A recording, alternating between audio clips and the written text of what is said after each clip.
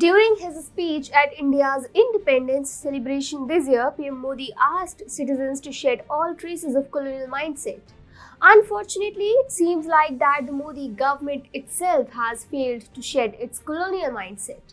Or maybe not. However, let me present to you the events in a chronological order for you to decide what the government is actually up to. Hi and welcome to TFI English, the national socio-political analysis arm of the TFI Media Group. I'm your host Tanya, and if you're watching us on Facebook, give our page a like, and if you're watching us on YouTube, like the video and subscribe to the channel. Coming back to the story, in this video, let's try to make sense of what the BJP government is after. Let's begin.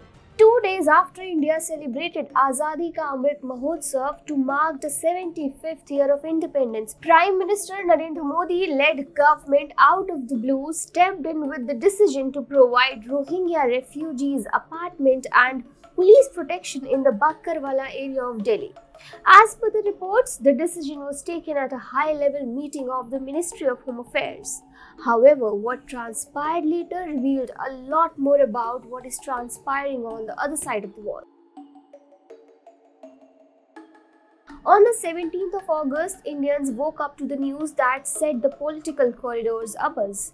Hardeep Singh Puri, India's Union Minister for Housing and Urban Affairs, took to Twitter to inform about the reallocation of refugees in Delhi.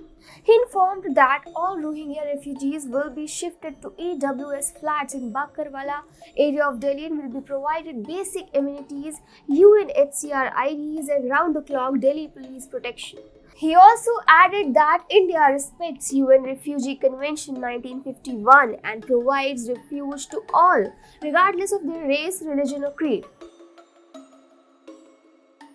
According to the government's estimate, around 40,000 Rohingyas are illegally staying in India. Further, the high birth rate subject to their social vulnerability is increasing the population exponentially. The combination of a high population and no income make them vulnerable to crime and other illegal activities.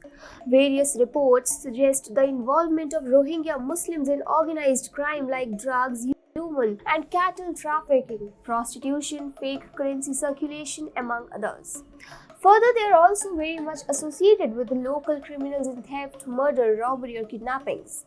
After the recent Jahangirpuri and 2020 Delhi riots, the involvement of these religious bigots has also emerged. Many locals on camera have testified about the involvement in Delhi riots. Soon after the decision was made public, those who had high hopes from the government started slamming it for such double standards. The government was criticized for its stance on Rohingyas. People claimed that while Pakistani Hindus and refugees are forced to live in subhuman conditions in various parts of the country, Rohingyas, who in fact are a threat to national security, are being provided flats in Delhi. Various Twitter users called it a fall for the Modi government and that they have ditched their core voter base. Just when we thought that the government has made its move and India will have to face the repercussion, another tweet surfaced on social media that took the political world by storm. The Twitter handle of Home Ministry put out a tweet which informed that Minister of Home Affairs has not given any directions to provide EWS flats to Rohingya illegal migrants at Bakkarwala in New Delhi. It further claimed that government of Delhi proposed to shift the Rohingyas to a new location and MHA has already taken up the matter of their deportation with the concerned country through MEA. The whole development has led people to bite their nails. One thing is clear, that the government's clarification is nothing but the result of people's protest against the former's decision to provide flats to Rohingyas. There is a probability that the government opted for such a decision to please the UN, which of course is not so Modi's style.